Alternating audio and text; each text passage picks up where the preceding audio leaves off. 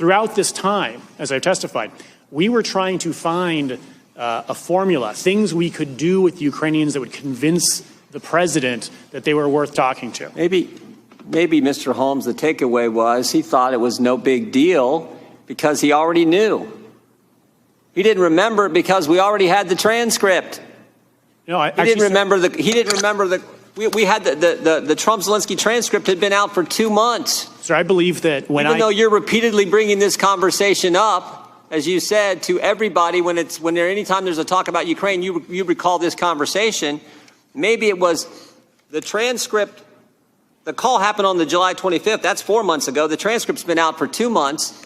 Maybe the ambassador thought this is nothing new here. But shazam! Last week you come forward with supposedly this new information. There is nothing different in there than what we had on the transcript.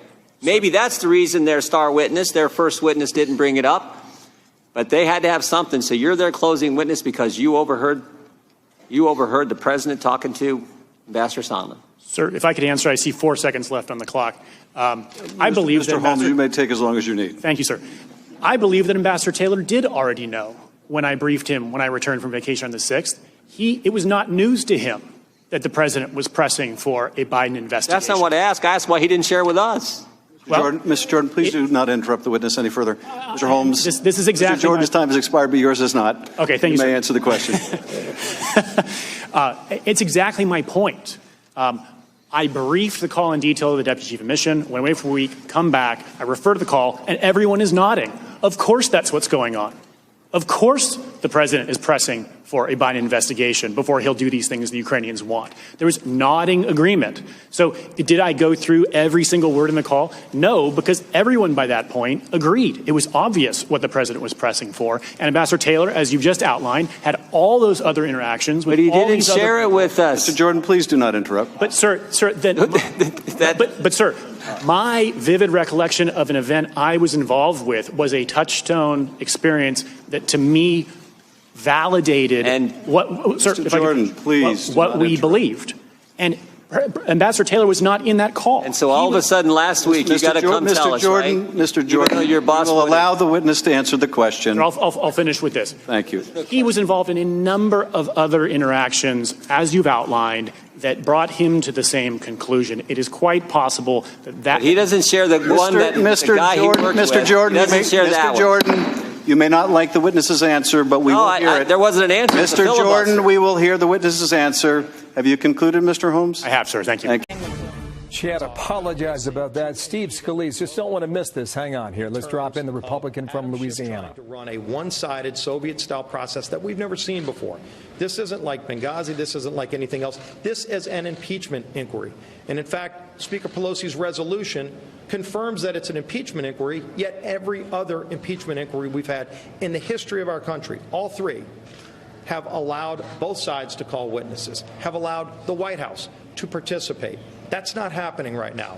And in fact, not only is it happening, but I think it's important for Jim Jordan to note what just started happening today in this committee, where they're trying to impeach a president behind closed doors without any due process. Thank you, Steve. Thank you for your leadership. I think most of you know that Chairman Schiff has prevented the witness from answering certain questions we have during the deposition. You know, one of the things you do in these depositions is you ask the basics. Who, what, when, where, why. You ask those questions. When we asked the whistleblower who he spoke to after important events in July, Adam Schiff says, no, we're not going to let him answer that question. Even though at the start of every one of these depositions, and you all know this already, at the start of every single one, he says this is not classified. He tells us that. The witness has their counsel there, their lawyer there. They don't need Adam Schiff being chairman and lawyer. But that's in effect what happened today, and he would not let the witness. And look, the Democrats run out here and say, oh, the Republicans are trying to figure out who the whistleblower is. We're trying to figure out who a witness list is. The resolution that the Speaker has just filed, at some point she points this out in the resolution, this is going to go to the Judiciary Committee, if in fact they push it there.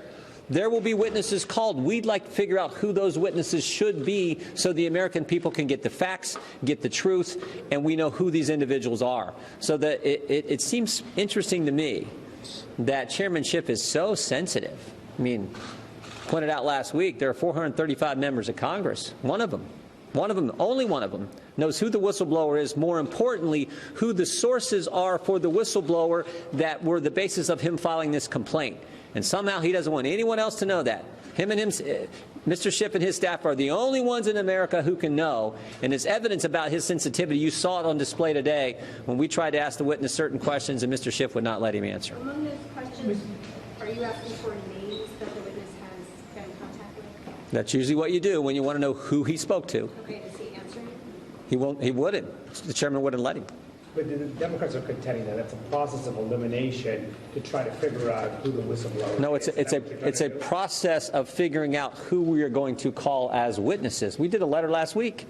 You all saw the letter. It came from Ranking Member Nunes, Ranking Member McCall, and myself, where we said, go read the complaint. Bullet point number 1 on page 1 of the complaint. What does the so-called whistleblower says? What does he say? Over the past 4 months, more than half a dozen U.S. officials formed the basis of this effort and this complaint that he's filing. I want to know who those more than half a dozen officials are. We want to call them as witnesses, determine their. It's tough to determine someone's credibility if you don't know who they are and you can't put them under oath and ask them questions.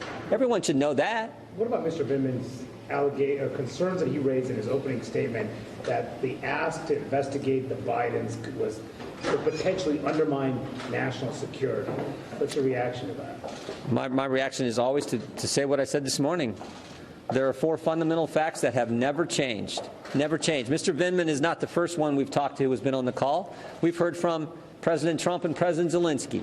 We got the transcript. Both President Trump and President Zelensky said no conditions, no pressure, no pushing, no quid pro quo. We've got the transcript that shows that. We know the Ukrainians did not know at the time of the call that aid had been withheld. And tell me what action President Zelensky or the Ukrainians took to get the aid turned back on.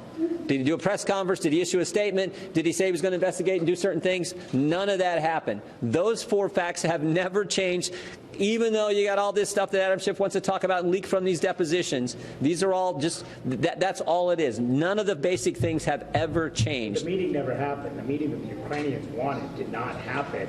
And he raised concerns, Vindman raised concerns that did not happen amid this push for an investigation into the Bidens. That was a concern he raised with the National Security Council lawyer. President Zelensky and President Trump met at the United Nations. But he said the meeting that they they were trying to get this meeting. It didn't happen. President Trump and President Zelensky met at the United Nations. Yeah, I don't. And the money was released. Yeah. Well, one point I think that needs to be made on top of what Jim said just happened today. Adam Schiff, among many things, has been trying to claim that this is a fair process by saying that Republicans are allowed to ask questions. Now, he gets to choose all the witnesses, and him and himself only, which means it's not a fair process on the face. But even his claim now that Republicans can ask questions has been undermined because now he's directing witnesses not to answer questions that he doesn't want the witness to answer if they're asked by Republicans. He's not cut off one Democrat. He's not interrupted one Democrat and told a witness not to answer Democrat members' questions. But today he started telling the witness not to answer questions by certain Republicans. That reeks, and by the way, if you want to talk about a Soviet-style process, again, that might be what they do in the Soviet Union, not in the United States of America. We can't stand for this. The American people are being denied equal justice. And remember, Adam Schiff walked out here yesterday after Dr. Kupperman has filed a petition with the court to get an answer, walked out here and says he needed to stand up for the rights of Congress to get answers. Our witness today is under subpoena. He's supposed to answer the questions from members of the United States Congress, not just members from the majority of the United States Congress. When it's a subpoena from Congress, we all get to ask the questions, and Adam Schiff doesn't get to say, oh, you can answer our questions, witness, but you can't answer the Republicans' questions. If he's so concerned about the rights of the Congress, the rights of the legislative branch, let us get our questions asked and answered, but he won't do that today. Thank you all. Other than questions designed to figure out who the whistleblower is, were there other questions that Mr. Schiff blocked you from asking? I disagree with the premise of your question. We're trying to figure out who we want to call as potential. Just a few weeks ago, just a couple of days, you guys asked us who we would call. We gave you a list. We have other names too that we give you. A more expansive idea of which questions you asked that were. I can't get into the specific questions we asked. What I will tell you is after certain events that took place in July, we asked the witness, whom did you speak with? And Adam Schiff says, can't do that.